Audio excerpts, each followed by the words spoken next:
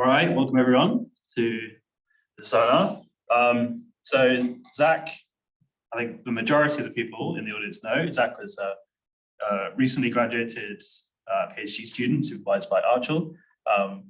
So Zach is currently at the beginning of his first postdoc at UCLA, working with Alex Kosenko and Graciela Gelmini.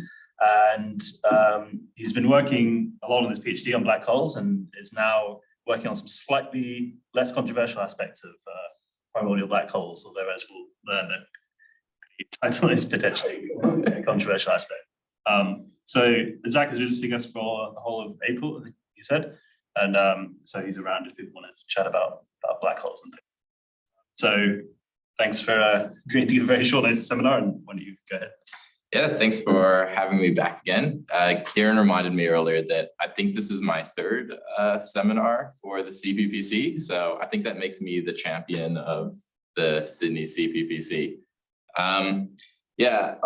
In terms of being controversial or not, it's funny because I don't think we set out to write a very controversial paper with this, but I seem to be incapable of doing things that are like not a little bit dumb. So we'll get into that in a bit though. So yeah, this is work I've been doing with Alex Kosenko since I got to UCLA. We've been doing a number of things, but this is the only thing that's resulted in actual results so far. So this is fresh stuff. It's not on archive yet, so don't sue me. I live in a little interior office there. So in case you want to imagine what this paper came from. So instead of starting with the usual, here's all the constraints on primordial black holes. We've seen that like 100 times. So instead we'll do the opposite, which is what are the possible like kind of clues or evidence in inverted brackets. There's not really any solid evidence for primordial black holes, but there's lots of hints towards them. And particularly if you're very optimistic and happy to kind of be a bit loosey-goosey with what you consider constraints, then perhaps there's some good ideas here. So to start with, the classic thing everybody talks about is the LIGO observations of black holes in the upper mass gap. So this is a kind of theoretical range where you don't expect to be able to produce black holes from supernova, from stellar origins, because you produce electron-positron pairs too readily, and it just depletes energy from the core, and you explode, you lose all this mass. So you can't really, or it's difficult to come up with a way to produce black holes in this kind of 50 to 100 solar mass range. And famously, relatively recently, there was this gravitational wave event that had like kind of 85 and 64 solar mass black holes. So if you want, you can try and explain this with some hierarchical merging scheme of things, but it's overall relatively complicated, and primordial black holes is a very easy explanation for this. So on top of that, you can also use primordial black holes to seed structure formation, either by like actually creating the supermassive black holes this way from merging primordial black holes, or you can actually just produce structure formation earlier by having a population of black holes in the early universe. Of course, this is a form of constraint on black holes. If you have too many of them, then you can get these constraints where the structure is formed far earlier than observation. But anytime there's a constraint, there's the sweet spot right at the edge of the constraint where it does exactly what we observe. So the boundary of a constraint is an observation of pocket size, I suppose. What else do we have? Of course, there's microlensing, which is one of the strongest constraints over a broad range of black hole masses. But again, there's kind of this loose / perhaps controversial evidence for microlensing events that have been observed. Particularly, there was this recent paper by Hawkins where he proposed that he needs like hundreds or thousands of these solar mass objects in order to explain the quasar light curves properly, which would be a kind of positive microlensing result. These pictures are from that paper. I don't know what they mean, but they look really nice. And then the standard microlensing survey. So Ogle they measured like 6 kind of solar, like 2 to 5 solar mass microlensing events. These could be like brown dwarfs or something, but we honestly just don't know what they are. So they could be primordial black holes. It's not necessarily true, but they put out this little plot that says like, if they were primordial black holes, we'd be in this part of the kind of parameter range in terms of mass and fraction of dark matter from Ogle. And Gaia did its like kind of follow up in these and confirmed they were like, well, they phrased the paper like, there is no lower mass gap for black holes because you were expecting not really to find any in the 2 to 5 solar mass range from regular supernova. I thought that was a rather like a light way to phrase it in that paper, because if you were, really greedy for a press release, you could probably say, primordial black holes or something, but they didn't feel like that. This is another interesting thing that Clesson Garcia Bolito wrote about a while ago, which has to do with the non-observation of ultra-faint dwarf galaxies. So the general idea here is if there are primordial black holes, you'll have accretion onto these black holes of the baryons in these very small structures, which will make them very faint. And the idea here is it's a lot of stuff going on here, but past this gray line, essentially we don't really have observation of these kind of structures, which maybe you'd expect from simulations or things like that. And the non-observation could be because they're filled with primordial black holes, is the idea here. Finally, there's lots of things you could do with black holes, especially if they had a large amount of Hawking radiation or accretion onto them.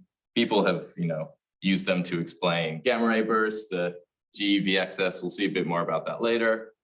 You can play with reionization and lensing, high energy cosmic rays. People have been going on about these for, a long time. And some of them are interesting. So, if you have a problem in astrophysics, we can probably do it with black holes. That's the message here. Of course, we also don't know what dark matter is. Black holes are a pretty handy candidate. This is the plot that we all know and love. There's a perfectly good unconstrained region, and maybe you can invent some kind of extended distribution to cover even more of this range a bit more cleverly, which I'll touch on in a bit also. So all in all, when people ask me whether I believe in primordial black holes or not, these things are kind of nice pieces of evidence, light evidence. But really what I think is kind of compelling is that there are just so many ways to form primordial black holes. And I'm going to go through a bunch of them now because they're all interesting and they're all quite different. And if one of them happens to be true, then we will get some amount of primordial black holes. Whether or not they're all of the dark matter is kind of a secondary question. But theorists cook up so many ways to make these that what are the chances we were wrong on all of them? I don't know. So here's the primordial black hole formation, which is, I guess, our favorite noun in particle physics. So the original way, which we know and love, is you get some overdensity out of inflation. So more mass in a small area, just in homogeneity. And if this overdensity is larger than some critical value, then this collapses into a black hole. And this was, the old idea from back in the day. Now, the actual kind of interesting thing about this is that it was realized that this is a kind of so-called critical collapse phenomenon. So it's not just that you get the one exclusive size of black hole out of this, you get a range of black holes from this specific phenomenon. So you actually have this low mass power law, which tells you what the distribution of black holes is below this kind of mass range. So anytime you have black holes formed from this, you actually should have like a tail of smaller black holes formed at the same time. This is also known for a while, but I think people, just for ease, got really used to doing kind of monochromatic mass distributions for black holes. And now we're finally being like, okay, maybe let's look at it a bit more carefully with extended mass distributions. So in order to have these inhomogeneities, though, you need to get something out of inflation. You need to get these rather large overdensities, which are kind of rare to get out of your standard single field inflation. Specifically, you need to add features at like the kind of primordial black hole scales. This is just like a cartoon picture. You need to do something at a specific scale that you wouldn't do otherwise in order to make these overdensities more likely to form. This is currently a controversial topic, apparently. These are all from the last month or something on arXiv, all these papers. So there's ongoing argument about whether single field inflation is able to produce these kind of inhomogeneities or not. I think the kind of diplomatic answer is this most recent one from yesterday or something, that, okay, there's going to be some amount of fine tuning that goes into that. Whether or not you're happy with that level of fine tuning is perhaps a personal preference. But there's lots of different ways to modify inflation. So this plot here is showing what are the constraints on the kind of power spectrum at inflation from the CMB and other experiments like this. And the trick is to be able to not mess with what we know should be inhomogeneities on that scale while still producing primordial black hole size inhomogeneities. There's all these kinds of multi-field or hybrid inflations that people have proposed. Some particular examples of that are a thing called the curvaton, which is, it's pretty much just an extra field that you put at the same time as inflation, and it doesn't power the inflation, but it does provide the curvature perturbations. And then you can just do what you want in that case. Another thing is that at the end of inflation, you might have the inflaton field not just disappearing entirely and might fragment into these scalar condensates. Things like cue balls and oscillons, they're just kind of subtly different types of scalar condensates. And if these things did exist, they would dominate the energy density until they decayed. So you'd have a period of early matter domination, which greatly enhances primordial black hole formation and also sources the overdensities themselves, these kind of collapsing scalar condensates. So, inflation and messing with it's not my favorite kind of stuff, but you can certainly do it. And importantly, there's lots of ways to enhance the primordial black hole formation once you source the inhomogeneities. So as I was just saying, if you have an early period of matter domination, you get way more primordial black hole production. And that's because you essentially have no pressure anymore in your plasma, and it becomes really easy to collapse. So, any kind of theory you throw out that has early matter domination some way, or like a slow reheating period, something like this, you can cause all these things to collapse. And pretty much the only thing that's telling you how many black holes you'll get is how many roughly spherical regions you have. If you have like tube-shaped region or something, it collapses into tube-shaped objects, which is part of the four black holes. So this is something people care about. There's lots of, as I was saying, there's kind of a push towards making realistic extended distributions. And an interesting way to increase the formation rate is to realize that this density parameter delta C is actually really sensitive to the equation of state parameter in your cosmology. And so what we have here is anytime you have a particle decoupling from the thermal bath, you temporarily lower the parameter. And anytime you do that, you drastically increase the rate of primordial black hole creation. And so if you take this thing and you map it to where you expect to create primordial black holes, you end up with this quite interesting distribution of black holes, which peaks in this kind of solar mass region, has a little bump at the asteroid masses here, and then goes down and then up again for this kind of seeds of supermassive black holes. This plot is I'd say quite generous with the bounds that they include on it. I think the bounds are probably much more severe than they've included on this plot. But the general idea is there are physically motivated ways to get quite interesting extended distributions, which also make the constraints more difficult to compute. Could you just help me with the other lines on that plot for 30 seconds? Oh, these vertical lines. No.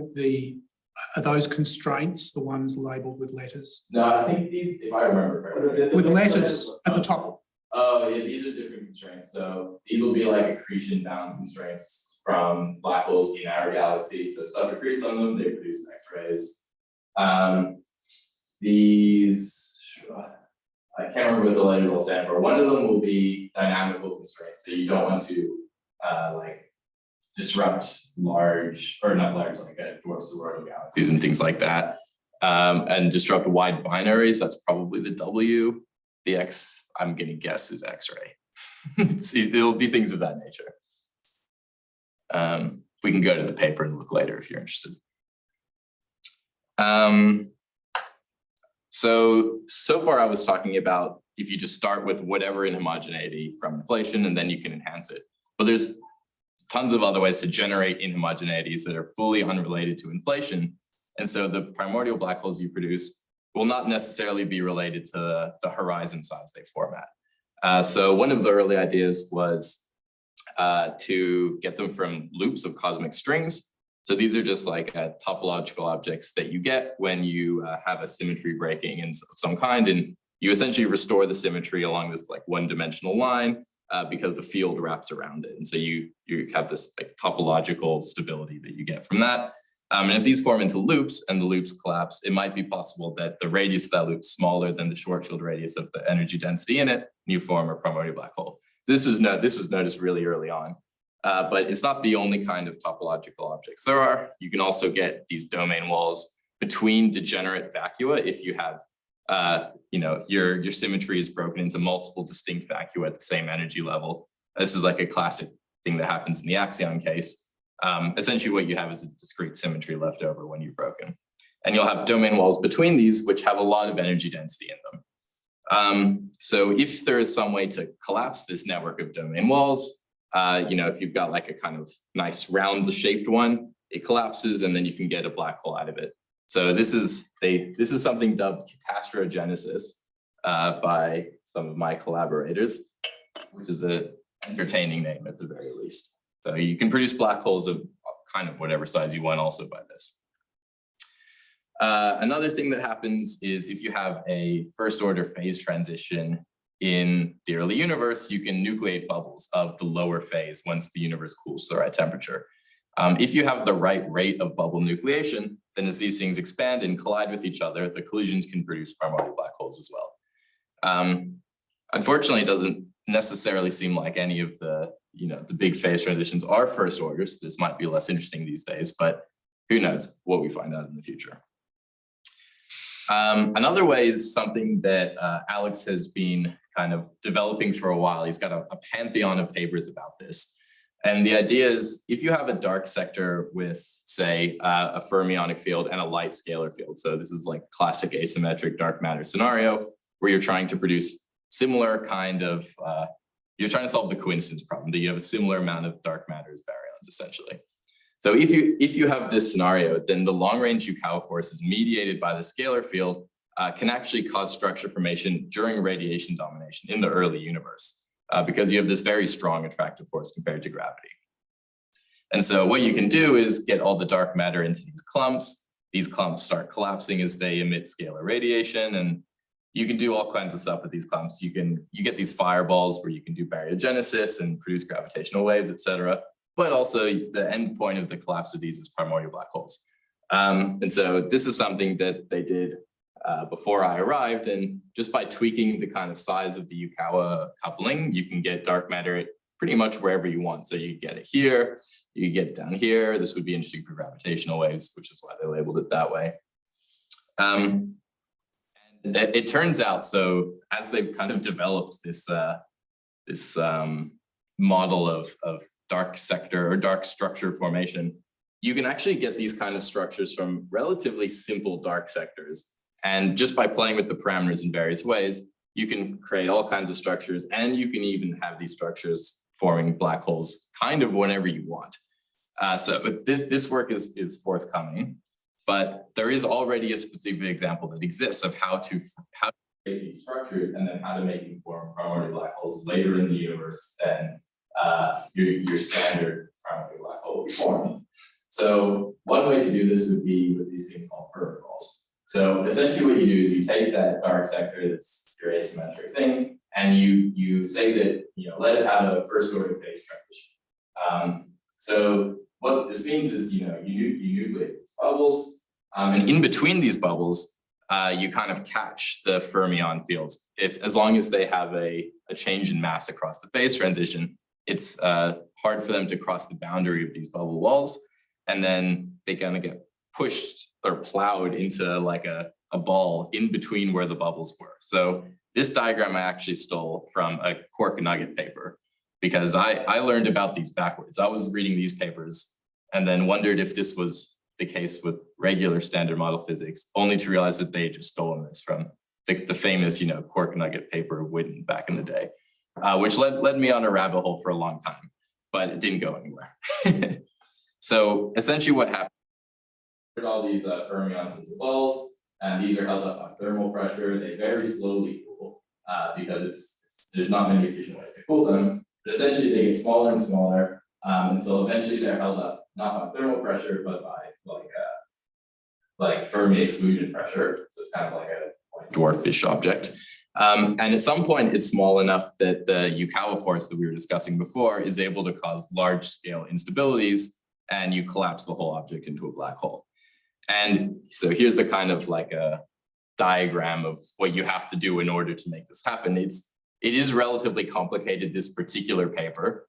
But the standard Yukawa Force version is less complicated.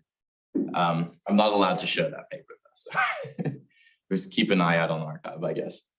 But the takeaway from this is that you can form these primordial black holes pretty much as late as you want, even like in the future from today.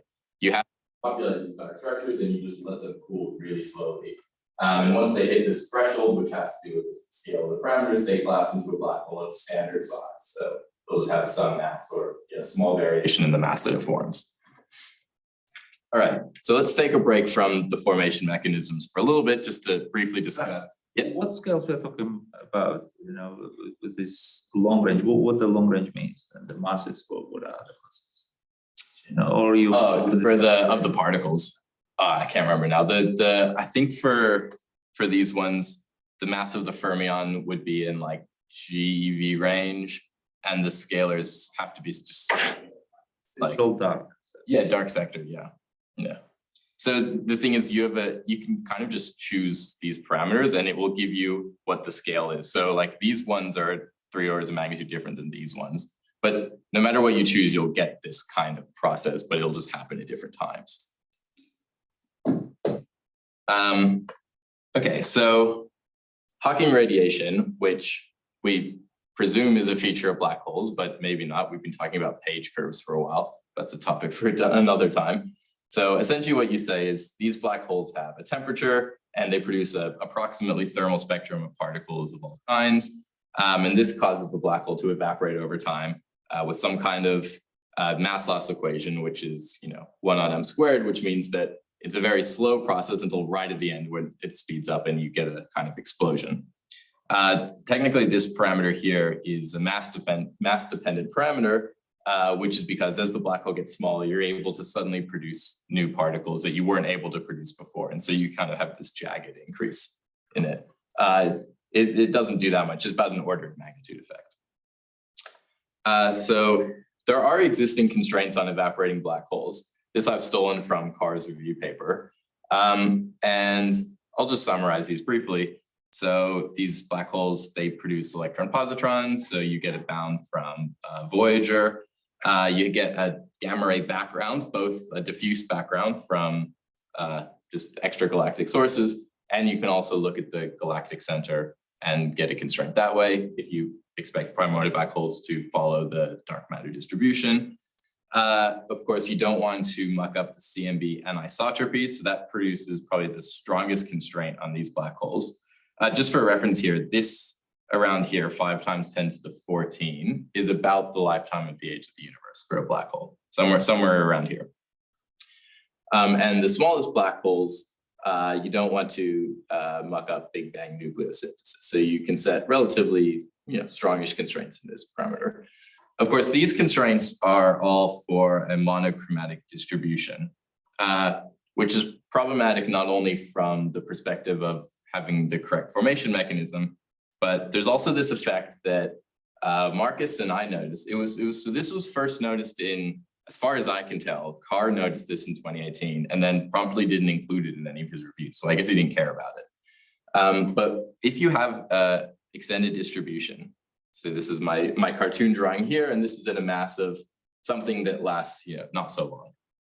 After that mass, so 100 megayears in this particular example, your distribution will look exactly like this. So you'll have in log you'll have this straight line here, which scales like squared, and then unchanged distribution here.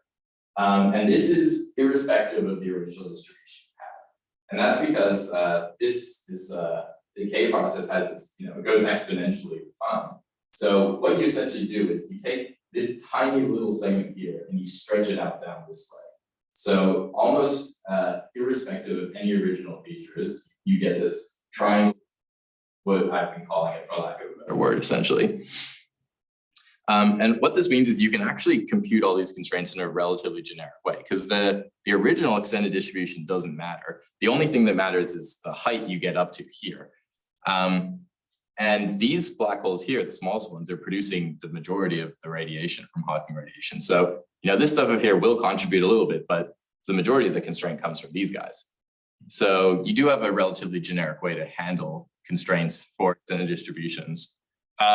which we should probably do at some point for these very small black holes. We've kind of started it, but I think, you know, it would be worth, going back and seeing, so all of these black holes, really they should have a spectrum that looks like a triangle distribution, because even the tiniest change from like being monochromatic will produce this immediately.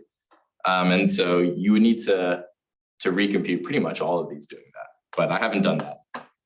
This triangle, it should also have the sort of the bumps imprinted on it from the alpha effective thing you're talking about.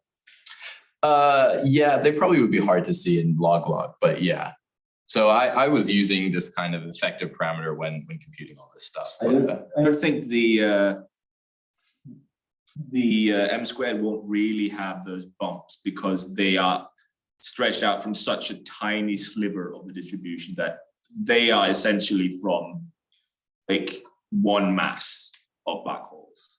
Yeah, but as that one tiny mass goes down, you will have like a little increase in the speed at every bump, essentially. So you'll have. But the M squared is coming from the 1 over M squared. Pretty much, yeah. Yeah. But Zach, I mean, this is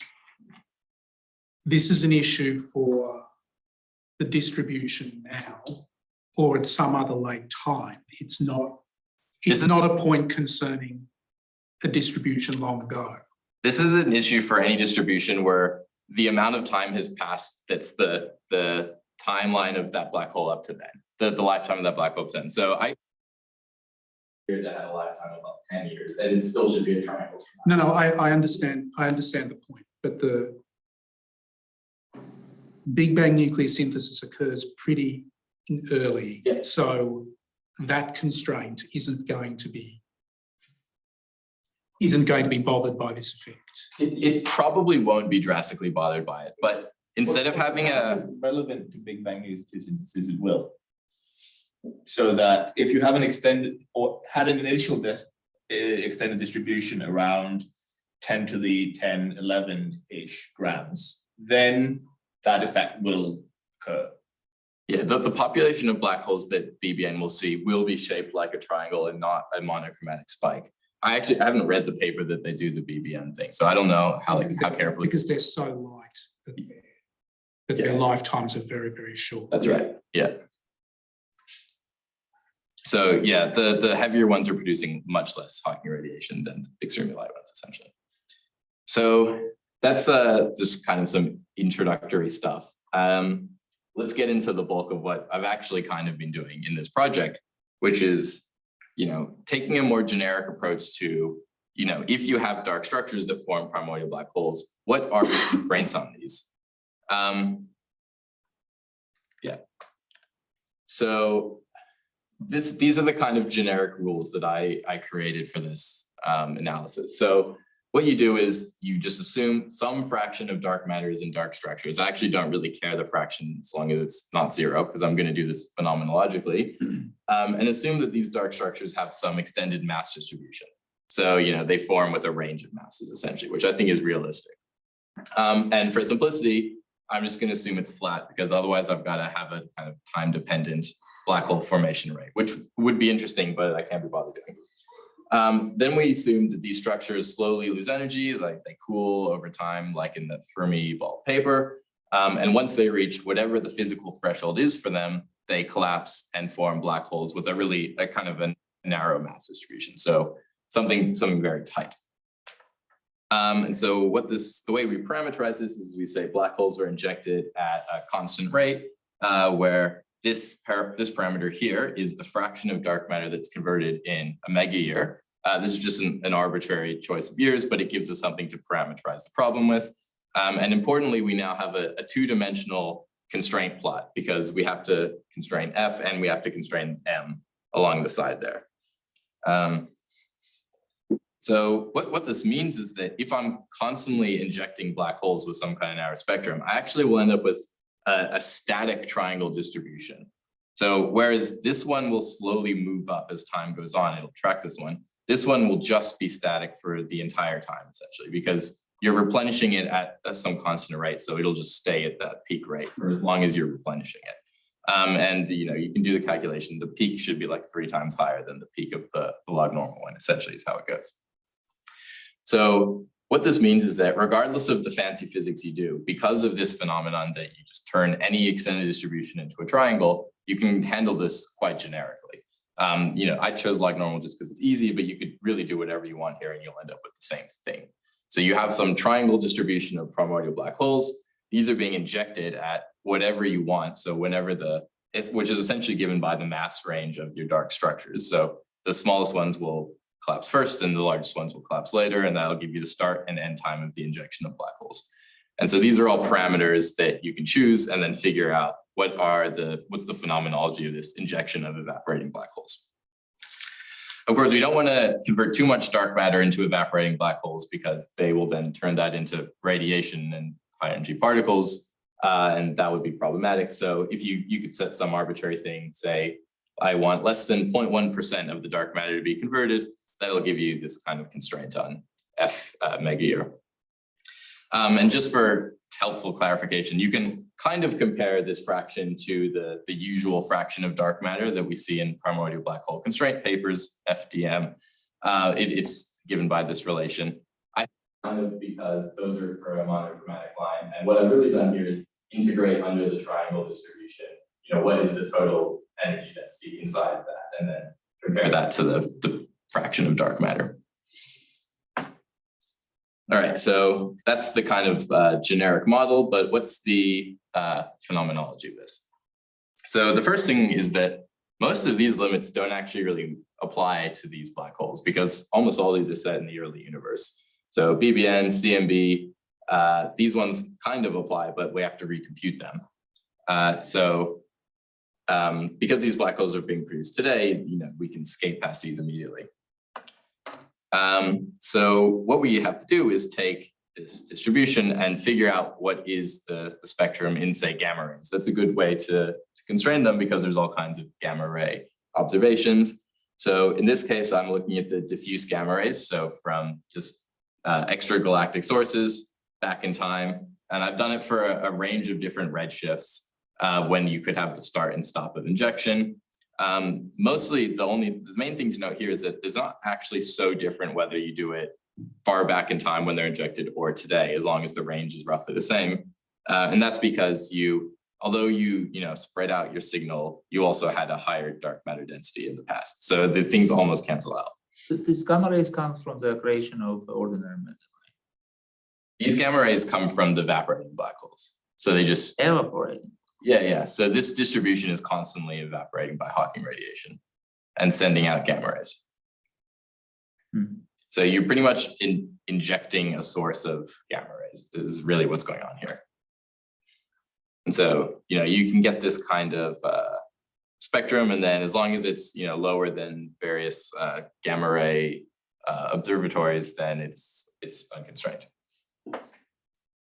You can also say, well, would we observe these black holes exploding near Earth? Like in the usual case where they form early on, it's very hard to get them exploding near Earth because the density is just way too low.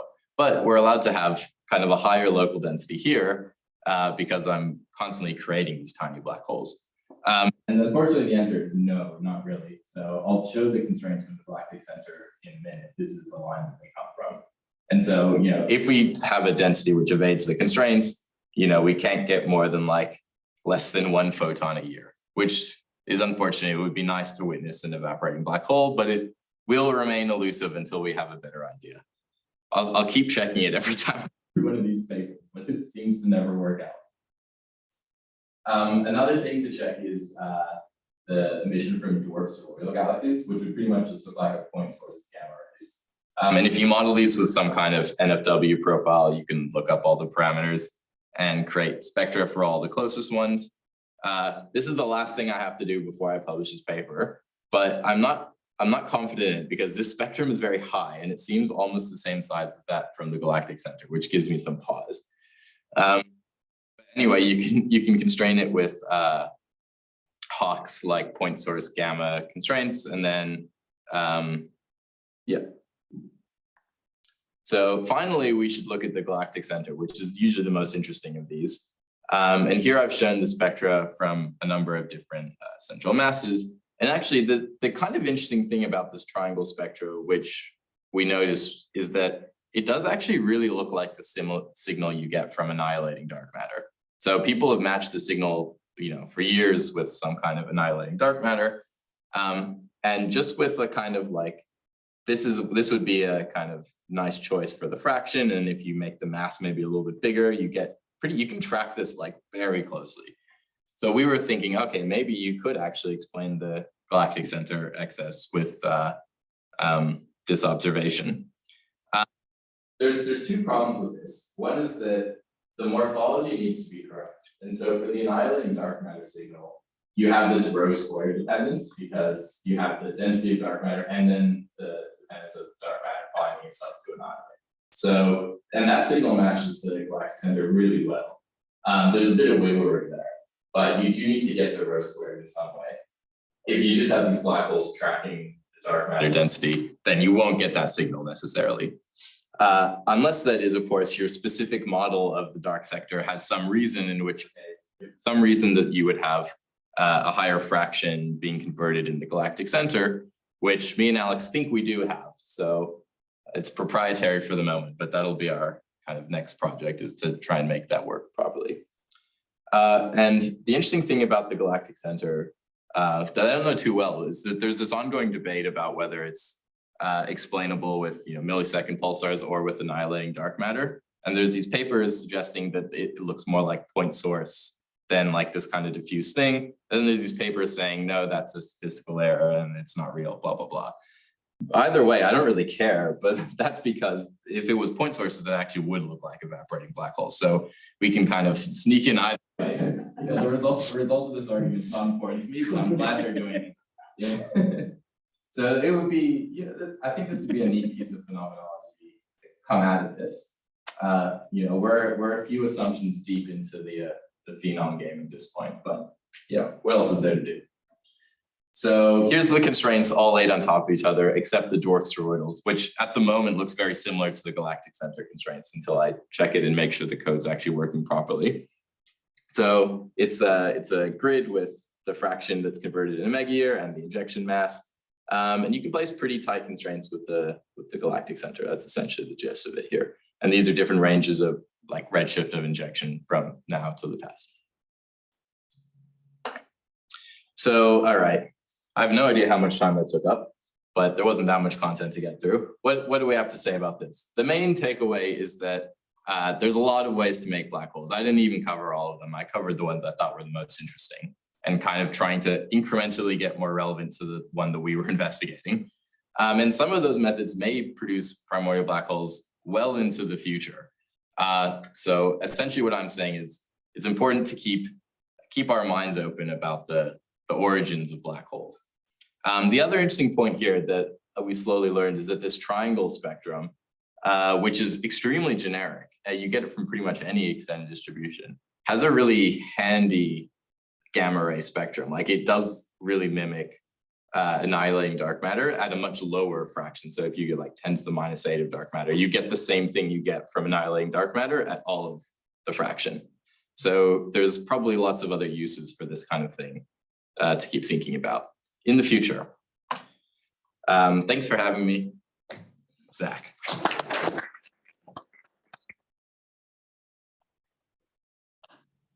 Thanks, Zach. Can I ask actually about redshift ranges you're including? You're encompassing reionization. So is this consistent with not having an additional trigger for reionization? I haven't looked at reionization at all, but it's a good idea. Yeah. What are the problems left? What issues left to do with reionization? Have we? Well, I mean, you have an additional mechanism to do reionization, so you'd have to make sure that the optical depth to reionization measured by Planck is consistent. But that would just give you a different bound, I think. Yeah, I mean, these are also arbitrarily chosen. I could just take off the 0 to A1 if we really want,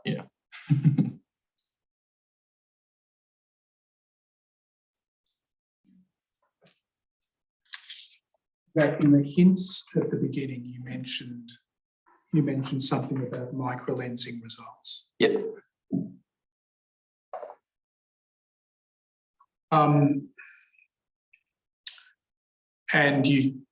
there was something that was you mentioned brown dwarfs in passing. I forget which that was Yeah, so with regard to the ogles. these ones have seen 8 objects in this mass range that are something, you know. Okay, 2 to 5 solar masses is no brown dwarf. So was it with ogle, what you were saying? That you Yeah, so Ogle is the microlensing survey, but they didn't have good like measurements of distances and things like that. So Gaia then did a follow-up of the Ogle survey and in some way got better measurements of these objects. I wasn't sure exactly. How does Gaia follow up on I have no idea. Yes, maybe better measurements of the star that got microlensed or something. Yeah, maybe something like that. Yeah. But if it's a black hole, I mean, it's not going to have anything to do. Well, with that's the star. source star. Star. Yeah. I mean, I would to check if it was just like a binary or something. Yeah, probably. Like, yes. Yeah, I didn't read the paper that thoroughly, I have to say. What about this another, the evidence, Hawkins? Yeah. This similar amount of mass range. Yeah, so he thinks there needs to be a population of like kind of solar mass, like that order of magnitude, in order to explain the quasar-like. I haven't seen anybody else say the same thing as him. So it could be his analysis has gone haywire, but Isn't this allowed region ruled out by another microlensing surge or something, or is it too low? No, it's not too low. Yeah. Too low in the. I can't keep up with the microlensing. They publish a new paper all the time. There's like is it Eros and Macho. Yeah. You had this plot, right? Yeah, there's the kind of all of the microlensing Oh together. no, it's you know. it's it's I think it's kind of in this little right below that. Yeah, I think in Brad Kavanaugh's big plot, it's somewhere that is going to be covered by an upcoming survey.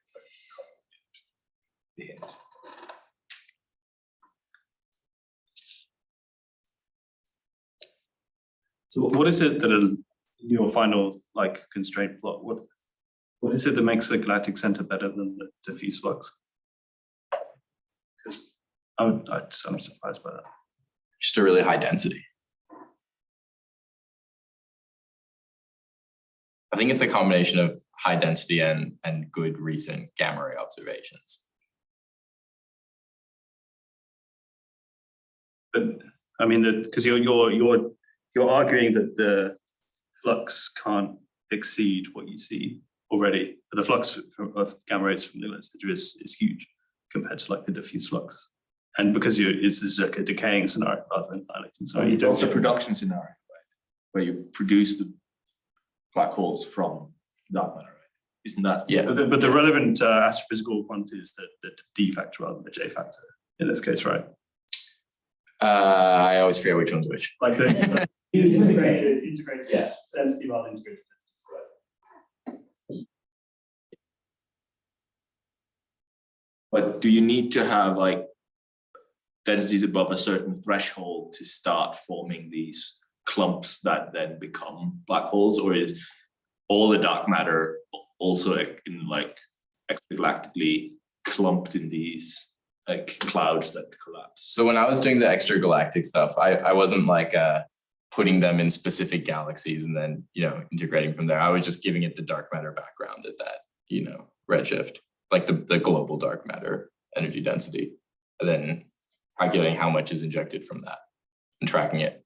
I think the problem might be that like why these are lower is the distance also. I mean, the galactic center is so much closer. No, but that shouldn't really matter due to like each distance slice is a much larger volume when you're further away.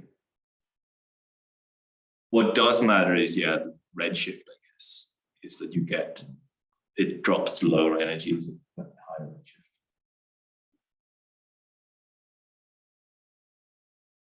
I think the strongest constraints you should be able to get by sort of looking at the most gamma quiet spot in the sky I guess like even in the regular case, the galactic ones are a stronger constraint, but I think that's diffuse, the diffuse galactic flux, this galactic gamma rays. Because generally the general rule of thumb, it doesn't always work out like this, but the rule of thumb is in the decay scenario, you gain by having a larger field of view in a quiet region of sky than you do going for a super dark matter rich environment, and then suffering the additional background, which is what we do in the annihilation case, because the density squared wins. But there are other factors which can cause it to be different. I mean, it might be right. So can I ask another question? So you're casting this in terms of the fraction of the dark matter that gets converted into black holes per mega year. And that fraction is quite small, and I understand that, but there are lots of millions of years into the history of the universe. What sort of fraction of the dark matter overall does this imply is sitting in these non-trivial structures? So in the dark structures. Yes. So whatever you set your F mega year to be, it'll be kind of a similar fraction of the dark matter is in those structures, because you want it over that time period. Those structures will collapse into the black holes. So that's kind of like built into the parameterization of F mega year. You'd have, so you'll have a slightly larger fraction than F mega year in the dark structures, but not by that. Okay, so you didn't choose millions of years by accident. It's a convenience. Yeah, it's just a convenient number. Yeah. So if the limit is 10 to the minus 8, for example, in inverse mega years, that actually corresponds to a quite small fraction of the total dark matter mass being bound up in non-trivial structures. Just because obviously if that structure becomes large, then the dark matter behavior is affected. I mean, because it ceases to be dusty or... Well, it would have to be really large for that to be a problem, because... But before you spoke, I had no idea what that relationship was. So So, I mean, these are collapsing into, in this model, they're collapsing into relatively small black holes. So they're actually like, in terms of actual mass, like not that large. And so wouldn't be physically that large either. And, you can have dark matter be black holes up to huge size, and it doesn't really affect the large scale dynamics.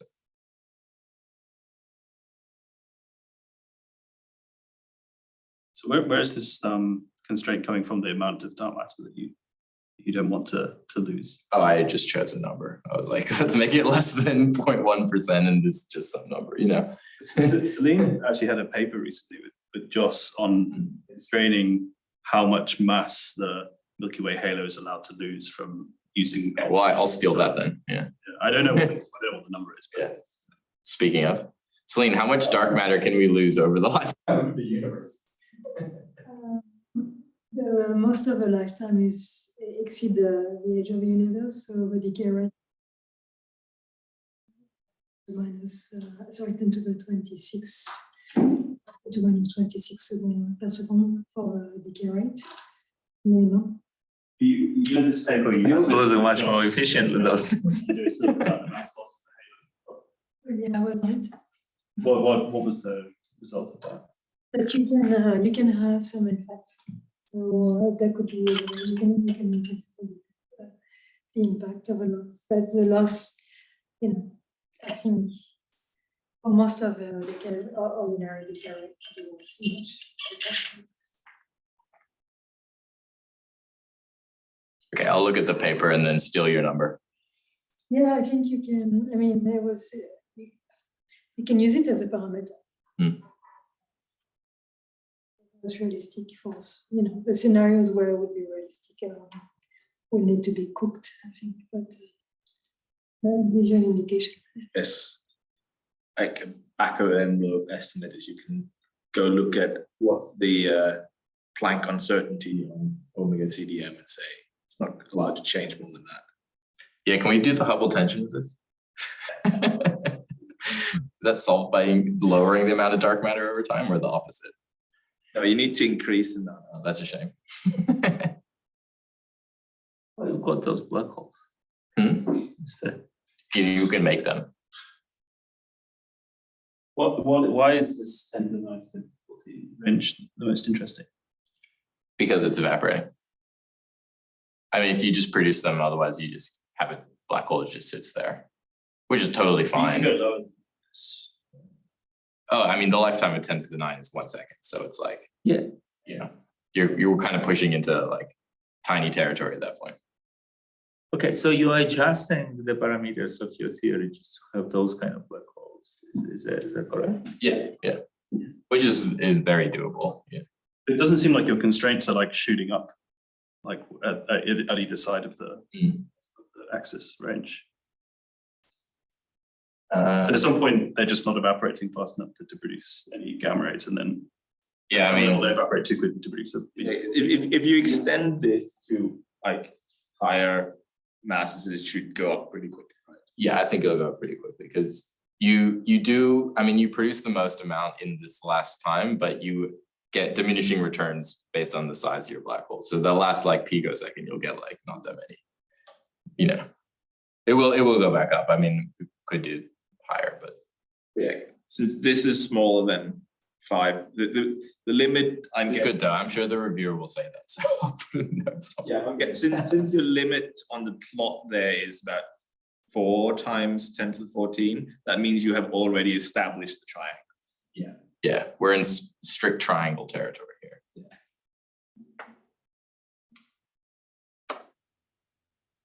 How general is the black hole, dark matter model that you need to get these structures? You've got to like give it some give it some features. Whether or not you're happy with that level of specificity is up to opinion, perhaps. But Are there other ways you could detect signatures from that model? well, I mean, this would be subject to the usual like dark matter detection constraints. It has like GeV, fermion, dark matter as the primary component. So you have to kind of evade those as well. Although perhaps you evade those better if they're in structures. So it's you get to play with that, I suppose. But Adding this coupling through this light mediator, then would you also actually in practice have self-interacting dark matter then that you have? What would be the like large scale implications for this? That's a good question. yeah, the force is attractive, but I think this is how you're getting these clumps in the first place. yeah. So So would clumps also attract each other? yes, they would. Yeah. So you would. This is something I was toying with a little bit. Is you'll have like binary formation in these clumps, exactly like how you have it from black holes. So you'll have like binary clumps and all this stuff. You can take this far if you want. I mean, even You have a whole structure formation from the Yukawa force, essentially. It's just like gravity, but strong. you may have to compute this sigma over M to check that it's compatible with its like bullet cluster bounds and stuff. Yeah. Does this standard model couple to this Yukawa force? I probably should have put the Lagrangian somewhere. It usually has some like Higgs portal or something. Okay. Yeah.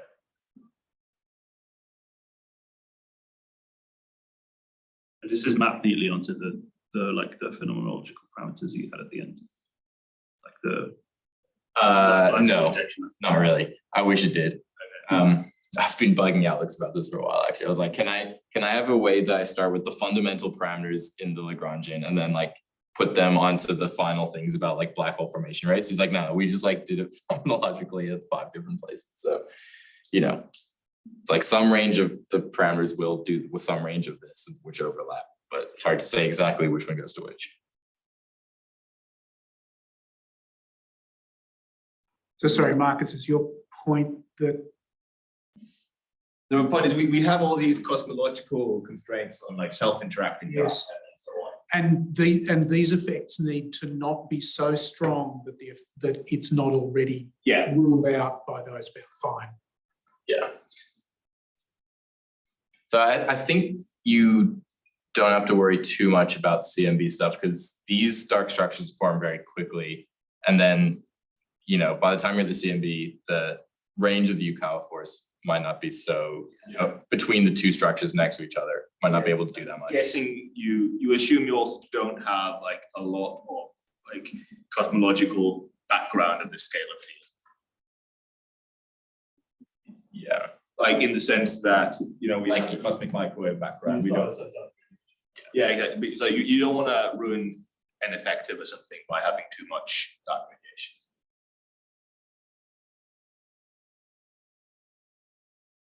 You can also observe these clumps. Well, like the micro- how long range are they really?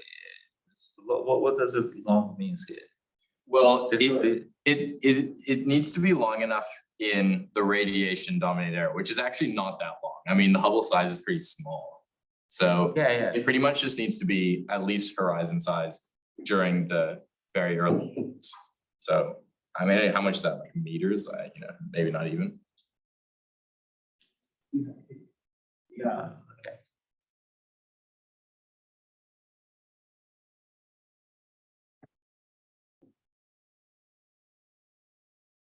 So they need to produce some kind of attractive force, really, right? So the exchange they might not be even in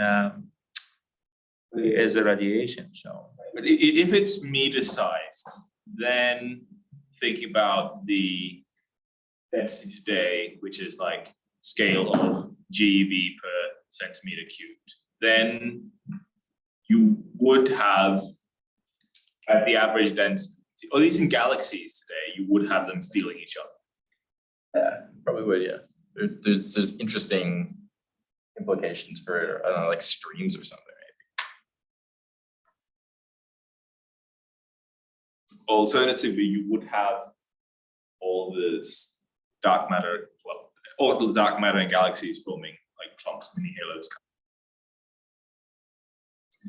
Yeah, so this whole like Yukawa force structure thing is a whole program of Alex's. So we've got clever phenom Why ideas, then we Yukawa get that. force? Why cannot be a gauge type of? Oh yeah, you could do whatever you want. This is just simple.